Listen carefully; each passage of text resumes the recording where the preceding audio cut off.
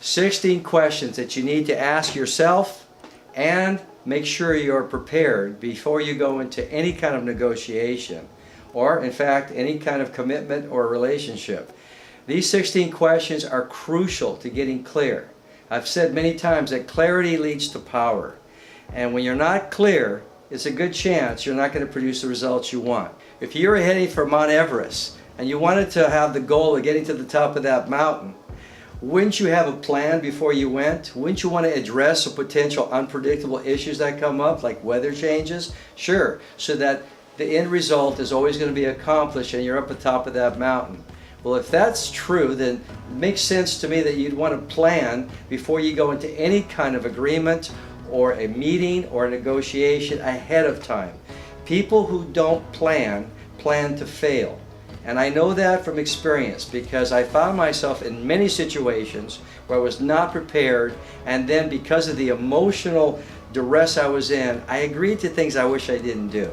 So these 16 points, these 16 questions are things that you can download below at the end of this video.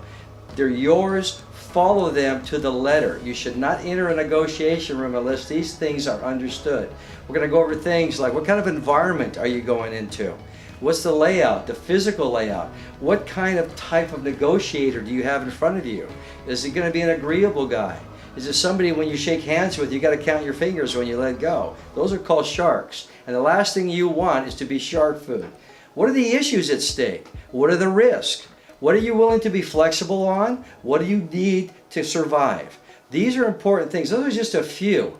And I haven't fleshed out with you in detail that will take you step by step and guide you through the process.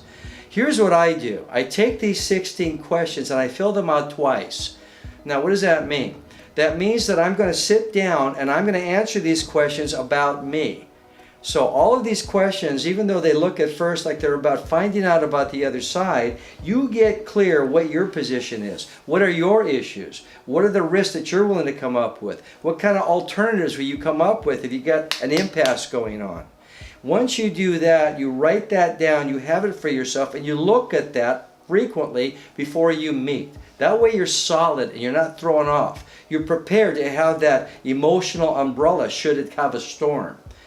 Then what you do, I've even had these 16 questions, I'll rephrase them, and I'll send them to the person I'm going to be negotiating with the thing that says, hey, look, this is what I want to do.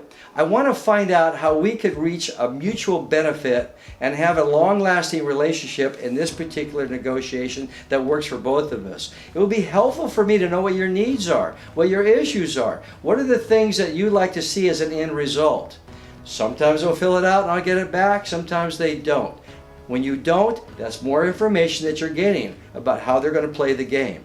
Frequently, I'll get questions answered when they come back.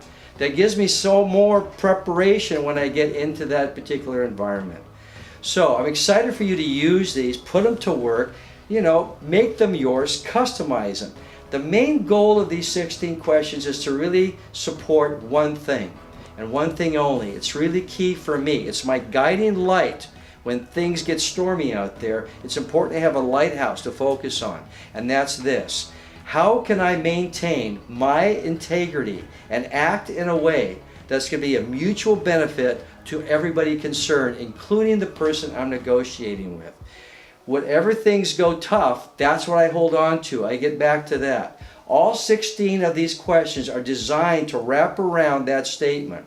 Create one for yourself. Whatever your guiding light is, or you're free to go ahead and take mine. Good luck, have fun, get them down, and best wishes for you and the growth in your business and life. And so it is.